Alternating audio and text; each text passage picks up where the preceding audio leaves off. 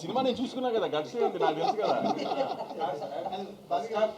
ఇంటర్వెల్లోనే మీరు ఫోన్ చేసి వంశీ అఖండ కంటే బాగుందనో లేకపోతే లెజెండ్ కంటే బాగుందనో మీరు నాకు చెప్తారు చూడండి.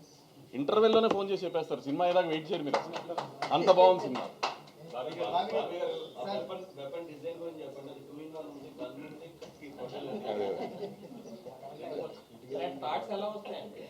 మరి డబ్బులు ఎందుకు ఇస్తారండి మాకు? వాటికే కదా వీళ్ళు డబ్బులు తీసుకునేది. ఇందా నుంచి పాపం ఆ అమ్మాయి బాబీ గారు అంటుంది, మీరు ఓవర్ యాక్ట్ చేస్తారు. అడిగమ్మా.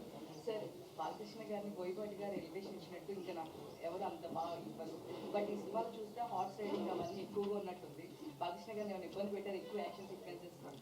అంటే మీరు అన్నట్టు Jan 13th మీరు ఎలివేషన్స్ ఏ రకంగా ఉన్నాయో నా నెంబర్ తీసుకొని ఖచ్చితంగా నాకు ఒకసారి నువ్వు అప్రిషియేట్ చేస్తావని నమ్మకంగా ఉందమ్మా. తర్వాత బాలకృష్ణ గారిది ఎలా ఉంటుందంటే, ఆయన ఇబ్బంది పెడతాం అనేది నేనే కాదు ఏ డైరెక్టర్ చేయలేడు. ఎందుకంటే పొద్దున్న 7 o'clock వచ్చి అర్ధరాత్రి మనం వెళ్ళమనేదాకా వెళ్ళరు. ఆయన గుర్రం ఎక్కమన్నా, కొండ ఎక్కమన్నా, రాళ్ల నుంచి దూకమన్నా చేస్తారు.